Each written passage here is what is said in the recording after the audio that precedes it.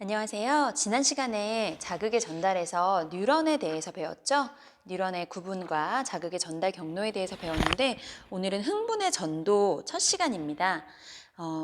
우리가 신경세포에서 발생한 자극, 받은 자극이 흥분을 발생시켜서 그 흥분이 어떻게 전도되는지를 배울게요. 일단 전도라는 말이 나오는데요. 전도가 뭐냐? 우리 혹시 초등학교 때 여러분 그런 거 배우셨는지 모르겠는데 유리막대나 쇠막대를 놓고요. 한쪽 끝에 촛농을 떨어뜨립니다. 그 다음에 다른 쪽 끝에다가 알콜 램프로 불을 이렇게 붙여서 가열을 해줘요. 그러면 열이 이 막대를 따라서 쭉 이동해서 결국 촛농을 녹여서 촛농이 뚝 떨어지겠죠. 이거를 가지고 열의 전도다. 이렇게 배웠어요, 선생님은. 그러니까 이 막대를 따라서 열이 쭉 이동해서 한쪽 끝에서 한쪽 끝, 다른 쪽 끝까지 이렇게 전달되는 현상을 전도라고 부르잖아요. 흥분도 이렇게 전도가 된다고 보시면 되겠어요. 네. 그래서 흥분의 전도를 배울 텐데 여러분이 또 알아두셔야 되는 게 흥분이 어떤 식으로 전도가 되냐? 흥분의 전도는 전기적인 신호로 이동이 됩니다. 전기적인 신호로. 전기적인 방식으로 전기가 흐르는 것처럼 흥분이 전도가 일어나요. 아니, 우리 몸 안에서 전기가 어떻게 흐르죠? 건전지가 있는 것도 아니고 발전기가 있는 것도 아닌데요. 네, 전기의 흐름은 결국 전하를 띠는 이온들의 흐름이잖아요. 우리 몸에는 여러 가지 양이온들이 있어요. 물론 음이온도 있겠죠. 근데 특별히 흥분의 전도에서 중요한 거는 나트륨 이온이나 칼륨 이온 같이 전하를 띠는 이온이 움직여 다니면서 이 전하를 띠는 이온의 농도가 불균등하게 분포되면 그것이 곧 전기가 흐르는 것과 같은 현상이 됩니다. 그래서 흥분의 전도는 전기가 흐르는 것처럼 일어난다. 전기적인 신호로 일어난다. 플러스를 띠는 양이온들의 분포 때문에 일어난다. 이렇게 알아두시면 되겠어요. 선생님이 조금 다른 그림 보여드리면 이렇게 엄청나게 작은 뉴런을 가지고 어떻게 이렇게 흥분의 전도를 연구했나 보면 오징어에 굉장히 거대한 그런 뉴런이 하나 있습니다. 그래서 그것을 거대 축삭돌기라고 부르거든요. 엄청 지름이 굵어요. 이걸 잘라보면은 1000 마이크로미터, 한 1mm 정도 되는 굉장히 굵은 거거든요. 축삭돌기 중에. 그래서 오징어의 거대 축삭돌기를 이용해가지고 실험을 하게 됐어요. 그래서 여러분이 이 실험한 내용을 들을 때 아니 어떻게 이렇게 가느다란 뉴런에다 이런 실험을 할 수가 있지? 라고 궁금증을 가질 수 있는데 오징어의 거대 축삭은 굉장히 크기 때문에 이 실험이 가능했다는 거죠. 그래서 여러분 흥분의 전도에 대해서 배우면서 항상 오징어에 대한 감사한 마음을 가졌으면 어떨까 해요. 여기 보시면 이 뉴런에서 이 축삭돌기 부분만을 확대해서 본 것이 이제 위의 그림입니다. 이렇게 축삭돌기 보시면 흥분이 이제 전기적인 신호로 이동한다고 했는데요. 아무런 자극을 받지 않았을 때 축삭돌기의 상태예요. 아무런 자극을 받지 않았을 때 우리는 전기가 0일 것 같잖아요. 그런데 그렇지가 않다는 거죠. 아무런 자극을 받지 않은 상태를 휴지 상태라고 불러요. 우리 화장실에서 쓰는 휴지 아니고요. 쉬고 있다는 뜻이죠. 휴지 상태. 아무런 자극도 받지 않았을 때의 상태를 휴지 상태라고 부릅니다. 그런데 그때 보니까 안쪽에는 마이너스를 띠고 있고 세포막을 기준으로요. 세포막 바깥쪽은 플러스를 띠고 있대요. 이렇게 극이 나뉘어져 있어요. 안쪽은 세포막 안쪽은 그러니까 뉴런 안쪽이죠. 세포막 안쪽이라고 해도 되고 뉴런 안쪽이라고 해도 되고 축삭돌기 안쪽이라고 해도 되겠어요. 그래서 세포 안은 마이너스를 띠고 있고 바깥쪽은 플러스를 띠고 있어요. 이런 상태를 극이 나뉘어져 있다. 나눌 분자에 를 써가지고 분극 상태라고 얘기해요. 아무런 자극도 받지 않은 휴지 상태에서 보니까 안쪽은 마이너스, 바깥쪽은 플러스로 극이 나뉘어져 있더라. 이런 분극 상태를 띠고 있더라. 네, 이걸 관찰을 했어요. 어떻게 알았냐? 아까 얘기한 오징어 거대 축삭에다가 아주 미세한 전극을 세포 안과 밖에 꼽습니다. 세포막을 기준으로 안과 밖에 꼽아가지고 그때 전압을 측정해요. 전압을. 전기적 위치 에너지. 전위차를 이제 측정을 합니다. 이렇게 세포막 안팎에 전압을 측정해가지고 전위차를 측정하는 방법을 이때 막전위를 막전위라고 불러요. 막전위. 세포막을 중심으로 안과 밖의 전압의 차이를 막전이라고 부릅니다. 예, 그래서 막전위를 측정할 수가 있습니다. 그때 마이너스 70mV 정도가 나왔대요. 뉴런에서는. 이게 세포마다 약간 숫자가 다른데 뉴런에서는 휴지 상태일 때 막전위를 측정했더니 마이너스 70mV 정도가 나왔대요. 그러면 휴지 상태일 때 막전위를 특별히 뭐라고 부를까요? 휴지전위라고 부릅니다. 휴지전위. 정리할게요. 아무런 자극을 받지 않은 뉴런, 축색돌길은 보면 안쪽은 마이너스, 바깥쪽은 플러스로 극이 나뉘어진 상태로 존재해요. 그 상태를 뭐라고 불렀어요? 분극 상태라고 불렀고요. 이때 뉴런의 세포막, 축삭돌기의 세포막을 기준으로 안과 밖의 미세 전극을 꽂고 막전위를 측정했어요. 그랬더니 마이너스 70mV 정도가 나왔다. 이때의 전위, 막전위를 휴지 상태의 막전위를 휴지전위라고 부르는 거죠. 그래서 이때 안쪽은 마이너스를 띄고 바깥쪽은 플러스를 띄네. 왜 이렇게 띄지? 세포 안쪽을 들여다봤습니다. 그랬더니 전하를 띠는 이온 중에 아까 나트륨 이온하고 칼륨 이온이 중요하다고 했잖아요. 나트륨 이온과 칼륨 이온이 분포하고 있는데 나트륨은 안에보다 밖에가 훨씬 많고요. 칼륨 이온은 밖에보다 안에가 훨씬 많다는 걸 알게 됐어요. 그러면 밖에도 플러스 1, 안에도 플러스 1가 이온들이 있는데 왜 안쪽이 마이너스를 띠나 봤더니 음전하를 띠는 수용성 단백질들이 세포 안쪽에 훨씬 많은 거예요. 그렇기 때문에 결과적으로는 플러스 마이너스 계산을 해보면 안쪽이 마이너스가 더 크기 때문에 세포 안쪽이 마이너스를 띠는 분극 상태를 유지한다. 이렇게 생각하시면 되겠어요. 그러면 여기서 또 궁금증이 있을 수 있는데 왜 바깥쪽엔 나트륨이 많고 안쪽에는 칼륨이 많을까요? 이 상태는 기억해 두셔야 되거든요. 왜 많을까요? 그걸 설명하기 위해서는 세포에 존재하는 막 단백질에 대해서 보셔야 돼요. 막 단백질. 굉장히 중요하거든요. 요거 꼭 알아두셔야 됩니다. 평상시에 보면 그 세포막, 뉴런의 세포막에는 3가지 종류의 막단백질, 여러 종류가 있지만 그 중에 흥분 전도에서 가장 중요한 3가지 종류의 막단백질을 꼭 기억하셔야 돼요. 나트륨, 칼륨 펌프, 칼륨 통로, 나트륨 통로. 이렇게 3가지가 굉장히 중요합니다. 3가지라고 얘기했는데 크게 보면 2가지로 나눌 수가 있어요. 펌프가 있고요. 통로가 있죠. 어떤 것을 펌프라고 부르고 어떤 것은 통로라고 부릅니다. 일단 세포막에 대해서 여러분이 1학년 때 배우셨을 것 같은데요. 세포막은 인지질 이중층을 기본으로 구성하고 있잖아요. 구성되어 있잖아요. 인지질 이중층은 전하를 띠는 이온을 이동시켜주지 않아요.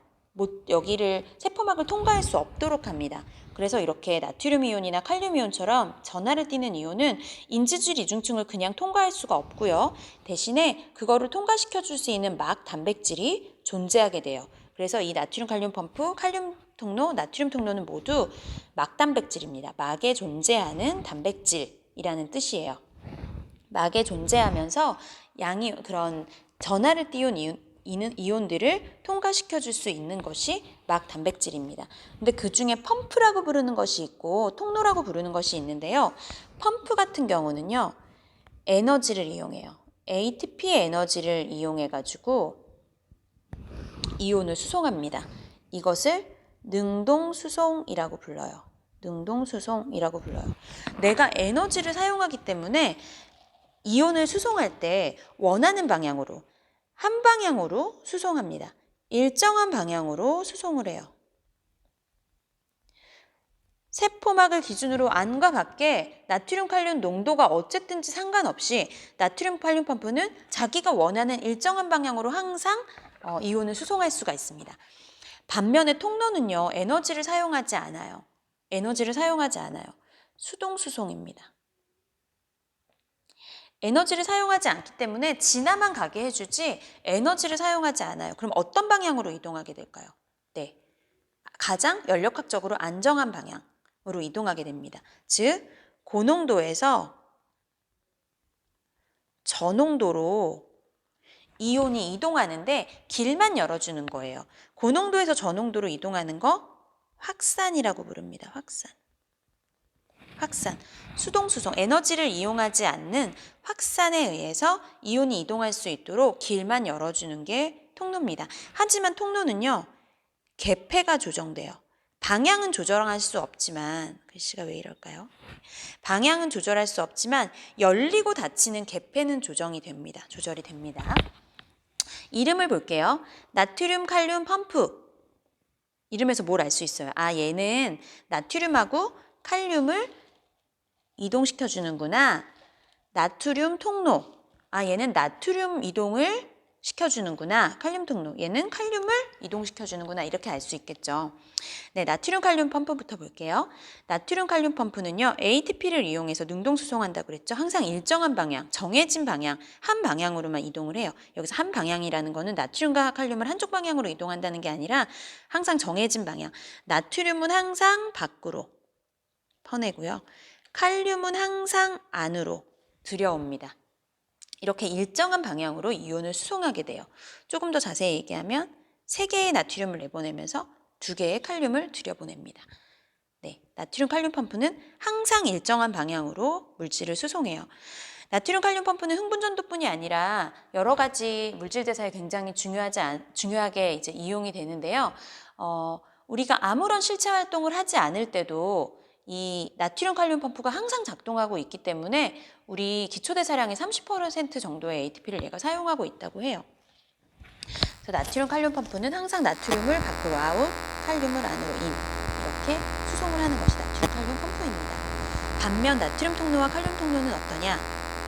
확산에 의해서 나트륨 통로는 나트륨이 많은 곳에서 적은 곳으로 나트륨이 지나갈 수 있도록 길을 열어주고요. 칼륨 통로는 칼륨이 많은 곳에서 적은 곳으로 칼륨이 지나갈 수 있도록 길을 열어줍니다. 에너지는 사용하지 않아요. 그러니까 나트륨 통로, 칼륨 통로는 그냥 자기가 방향을 정하는 게 아니기 때문에 그 이온이, 해당 이온이 나트륨이나 칼륨이 고농도에서 저농도로 지나갈 수 있도록 길을 열어준다는 거죠. 그럼 볼게요. 휴지전일 때, 분극 상태일 때 어떠냐면 나트륨 칼륨 펌프는 항상 작동을 하고 있어요. 그렇기 때문에 바깥쪽에는 나트륨이 많고 안쪽에는 칼륨이 많은 상태가 유지가 됩니다. 아까 배웠죠? 바깥쪽에는 나트륨이 많고 안쪽에는 칼륨이 많다. 왜 그렇다고요? 누구 때문에? 나트륨 칼륨 펌프가 항시 작용하고 있기 때문이죠. 그러면 바깥쪽에는 나트륨 농도가 높고 안쪽에는 칼륨 농도가 높잖아요. 지금 세포막을 기준으로. 지울게요. 그래서 안쪽에는 칼륨이 많고 바깥쪽에는 나트륨이 많잖아요. 나트륨은 밖에가 고농도고 안에가 저농도니까 나트륨은 항상 들어오고 싶어요. 칼륨은 항상 나가고 싶어 합니다. 네, 이렇게 농도차가 나요. 하지만 나트륨 통로는 휴지전일 때 항상 닫혀 있어요. 나트륨을 이동시켜주지 않습니다. 칼륨 통로는 대부분은 닫혀 있는데 아주 일부의 칼륨 통로가 열려 있어서 칼륨은 밖으로 약간 새어 나갈 수도 있어요. 네, 그렇습니다. 나트륨 통로는 항상 휴지전일 때는, 분극 상태일 때는 굳게 닫혀 있다는 거 알아두세요. 요 3가지 통로와 펌프가 굉장히 중요합니다. 언제 어떤 막단백질을 통해서 어떤 이온이 어떤 방향으로 이동하는지 굉장히 중요하니까 흥분 전도의 각 단계에서 이 펌프와 통로의 작용들 잘 알아두셔야 됩니다. 네, 그러면 이걸로 다시 정리를 해볼게요. 지금까지 선생님이 말로 설명했는데 글을 읽으면서 한번 정리를 해볼게요. 흥분이 전도가 될 때 어떤 단계로 이루어지나, 먼저 평상시에는 분극 상태다. 자극을 받지 않아서 휴지 상태인 뉴런은 세포막을 경계로 안쪽이 마이너스, 꼭 알아두셔야 됩니다. 바깥쪽이 플러스 상태를 띈다는 거죠. 이렇게 극이 양쪽으로 나누어진 상태를 뭐라고 부른다? 분극 상태라고 불러요. 극이 분리되어 있다. 이때 형성되는 막전이를, 막을 기준으로 막의 안과 바깥쪽에 전압을 측정했을 때 그 차이를 재보면 그때 막전이가 휴지전이라는 거죠. 이때 휴지전이가 뉴런에서는 한 마이너스 70mV 정도 나온다고 했어요. 분극의 원인은 뭐라고 그랬어요? 그거는 다 막단백질 때문이라고 그랬죠. 뉴런의 세포막에는 여러 종의 막단백질이 존재합니다. 막단백질에는 특정 이온의 능동 수송을 담당하는 나트륨 칼륨 펌프가 있고 나트륨의 확산을 담당하는 나트륨 통로, 칼륨의 확산을 담당하는 칼륨 통로가 있습니다. 나트륨 칼륨 펌프는 ATP를 이용해 가지고 세포 안에 나트륨은 밖으로 아웃. 네. 세포 밖에 칼륨은 인. 이렇게 들여옵니다. 이 나트륨 칼륨 펌프가 항상 작동하고 있기 때문에 뉴런에서는 바깥쪽에는 항상 나트륨이 많고 안쪽에는 항상 칼륨이 많은 상태로 존재하게 되죠. 이온이 불균등하게 분포하게 됩니다. 나트륨 칼륨 펌프 때문에요. 그런데 휴지 상태에서는 칼륨 통로가 일부 열려 있어서 칼륨이 조금 밖으로 확산되는데 나트륨 통로는 거의 대부분 닫혀 있어서 안으로 확산돼서 들어오지 못해요. 또 중요한 거, 세포 안에는 음전하를 띠고 있는 단백질이 안쪽에 많이 분포하게 됩니다. 이렇게 이온의 불균등 분포, 이온의 막투과도 차이, 음전하 단백질, 요 이유 때문에 세포 안은 항상 마이너스, 바깥쪽은 플러스를 띠는 분극 상태가 유지된다는 거예요. 네, 요걸 기본으로 알아두셔야지 그 다음 흥분의 전도 과정을 아실 수 있습니다. 네, 그래서 아까 배웠던 것처럼 정리해 보면요. 아무런 자극을 받지 않은 휴지 상태에서 이온은 불균등하게 분포하고 왜요? 나트륨 칼륨 펌프 때문에 바깥쪽에 나트륨이 많고 안쪽에 칼륨이 많고 안쪽에는 마이너스를 띠는 단백질들이 많고 이런 상태가 지속되기 때문에 아무런 자극을 받지 않은 휴지 상태에서 세포 안쪽은 마이너스, 세포 바깥쪽은 플러스를 띠는 분극 상태가 유지된다. 그리고 이때에 막을 중심으로 전압을 측정해 봤더니 마이너스 70mV 정도가 나오는데 이때의 막전위, 휴지 상태의 막전위를 휴지전위라고 부른다. 이렇게 기억해 놓을게요. 다음 시간에는 이 분극 상태가 자극이 왔을 때 어떻게 분극 상태가 변화되는지, 그래서 어떻게 흥분이 전도되는지 배우겠습니다.